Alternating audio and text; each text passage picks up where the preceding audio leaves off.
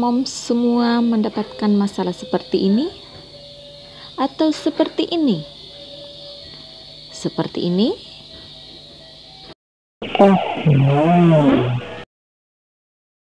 Video kali ini saya akan membahas tentang sesi parenting cara menemani anak makan. Tonton videonya sampai selesai ya moms.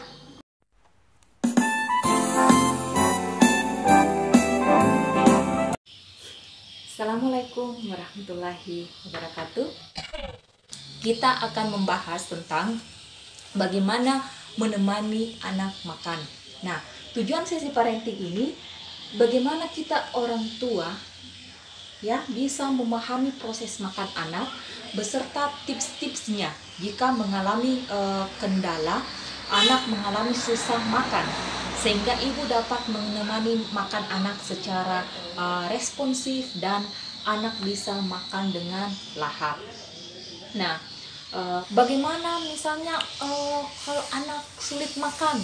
Nah, kalau anak-anak di rumah ya ibu ya sulit makan, yang pertama yang ibu harus lakukan, jangan panik bu ya, jangan panik karena kekurangan makan pada hari ini karena anak betul-betul tidak mau makan itu akan ditambah pada hari berikutnya ketika anak sudah mau makan.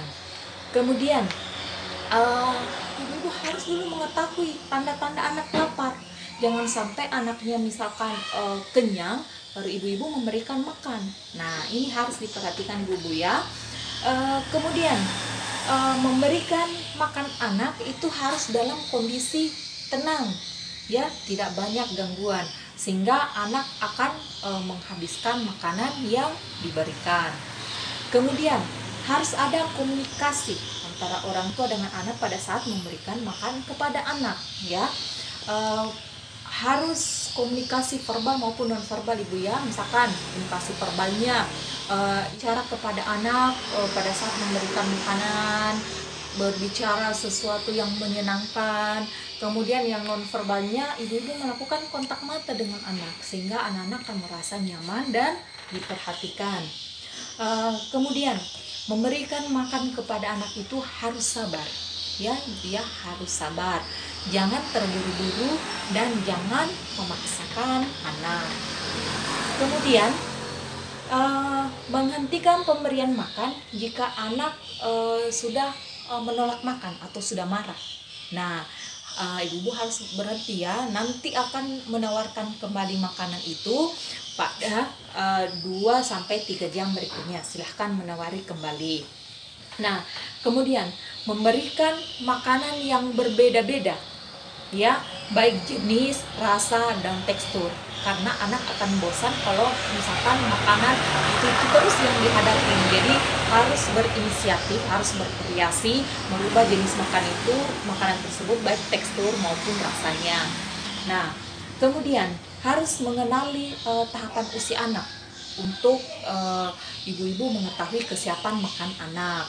Karena beda usia anak, beda jenis makanan yang diberikan, beda teksturnya, dan yang lebih penting ibu harus memperhatikan gizinya ya, gizi yang diberikan kepada anak. Bagaimana kalau misalkan anak hanya mau makan jenis makanan tertentu saja? Nah, kalau misalkan anak hanya makan jenis tertentu, ibu harus tetap menawarkan jenis makanan yang lain. Tetapi sekali lagi jangan memaksa anak.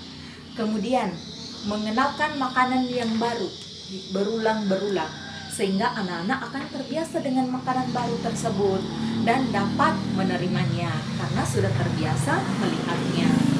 Kemudian memperkenalkan makanan baru itu bersama dengan makanan kesukaannya. Kemudian misalkan ada makanan yang betul-betul tidak disukai anak, tapi makanan itu syarat dengan gizi. Nah, orang tua harus berinisiatif bagaimana mengubah makanan yang tidak disukai anak tersebut menjadi sesuatu makanan yang menarik sehingga anak tidak menyadari bahwa yang makanan tidak disukainya adalah yang sudah kita inovasi sehingga anak akan memakannya. Nah, kemudian menyajikan bentuk makanan itu dalam bentuk yang menarik. Nah, kemudian bagaimana jika anak hanya mau makan jajanan saja? Nah, yang perlu Ibu ketahui bahwa anak jajan itu karena anak merasa lapar. Dan ibu-ibu harus tetap ajarkan kepada anak untuk makan sesuai dengan jadwal makanannya, sehingga pada kita mengetahui bahwa jadwal anak lapar itu harus kita memberikan makanan sehingga anak tidak akan jajan. Nah, ibu-ibu jangan menggunakan jajan sebagai hadiah ya. Misalkan anak bisa menghabiskan makanannya atau anak-anak membereskan mainannya, jangan memberikan hadiah jajan ya ibu ya, sehingga anak-anak tidak akan terbiasa untuk jajan. Nah, bagaimana misalkan anak sering mengemut atau melepeh makanan? Nah, ini harus menjadi feedback ya ibu ya, harus menjadi introspeksi diri untuk kita. Kenapa anak melakukan tersebut? Berarti ada something wrong ya, ada sesuatu yang salah. Nah, kita mungkin harus tahu teksturnya. Apakah teksturnya itu terlalu keras atau terlalu lembut? Nah, sehingga anak merasa tidak nyaman memakan makanan tersebut. Atau mungkin suapan yang diberikan terlalu banyak ya. Jadi anak akan kesulitan untuk mengunyah makanannya karena mulutnya terlalu penuh dengan makanan. Nah, atau mungkin anak sudah merasa kenyang ibu ya, apabila mungkin terlalu lama sudah makan ya anak sudah kenyang, berarti anak melakukan hal tersebut. Atau anak sudah merasa bosan dengan rasa atau jenis makanan yang diberikan, sehingga anak menolak untuk memakannya. Atau mungkin anak merasa tidak nyaman dengan lingkungannya, jadi anak tidak memiliki nafsu untuk makan. Kemudian apabila anak sedang sakit, bagaimana cara memberikan makan kepada anak yang sedang sakit? Nah, ibu-ibu harus tahu ya bahwa anak yang sedang sakit itu tetap harus diberikan makan. Ibu-ibu harus membudiknya, menyuapinya dengan penuh kesabaran. Sekali lagi dengan penuh kesabaran. Nah, untuk anak di bawah 2 tahun tetap harus diberikan lebih banyak cairan dan ASI ya. Nah, kemudian tetap memberikan makan agar nafsu makan anak tetap ada, memberikan makanan yang disukai anak tetapi sebaiknya dalam bentuk yang lembut.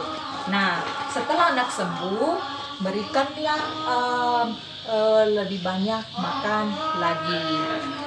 Nah, apabila anak-anak itu diare, misalkan sudah mencret dia, sudah 3 kali dalam sehari mencret, itu ibu-ibu harus memberikan oralit ya untuk mengantisipasinya, jangan sampai anak-anak terkena dehidrasi. Kemudian tetap memberikan ASI bagi anak yang di bawah 2 tahun dan tetap memberikan makan seperti biasa ya. Jadi harus diperhatikan, walaupun anak misalkan dalam kondisi sakit, tetap harus diperhatikan ya ibu-ibu ya makanannya, walaupun misalkan anak menolak, karena dalam kondisi sakit tersebut berarti anak merasa tidak nyaman dan tidak bernafsu, tidak mempunyai nafsu makan. Tapi ibu-ibu harus tetap menyuapi anak, sekali lagi harus dengan kesabaran. Nah, bagaimana membuat suasana yang menyenangkan bagi anak? Karena membuat suasana yang menyenangkan bagi anak itu dapat membuat anak itu lahap makan ibu ya. Jadi sebagai orang tua harus menciptakan kondisi yang menyenangkan kepada anak.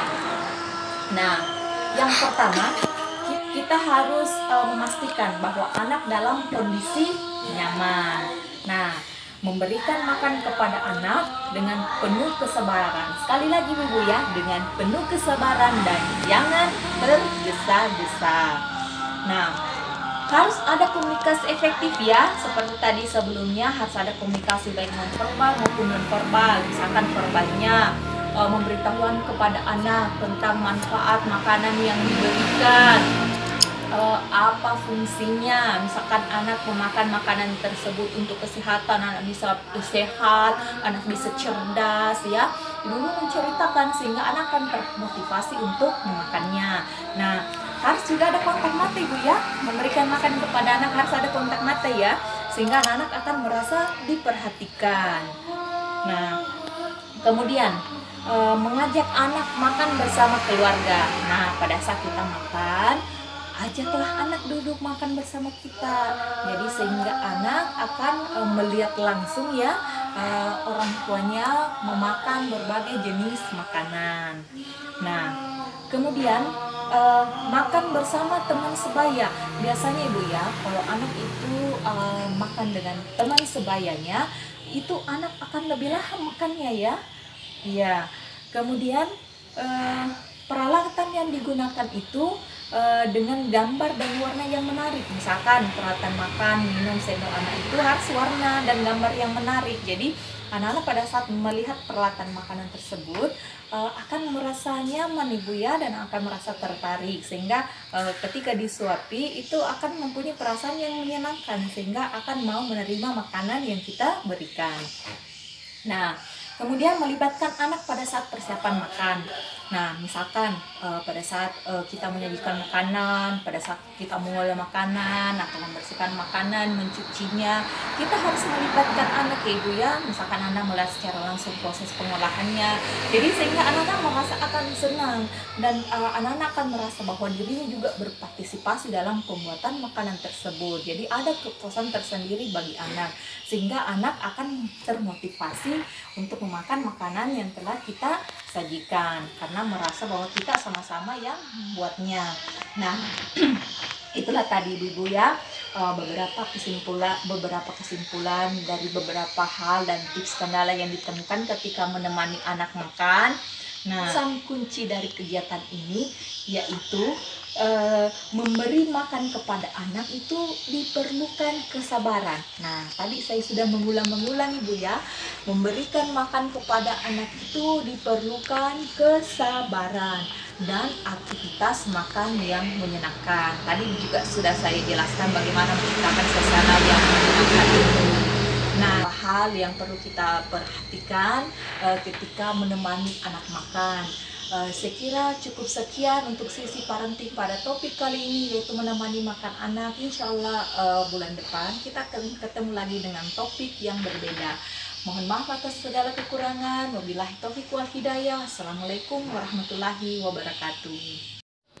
Jangan lupa like, share, subscribe, and komen juga ya Moms untuk perbaikan video selanjutnya. Terima kasih.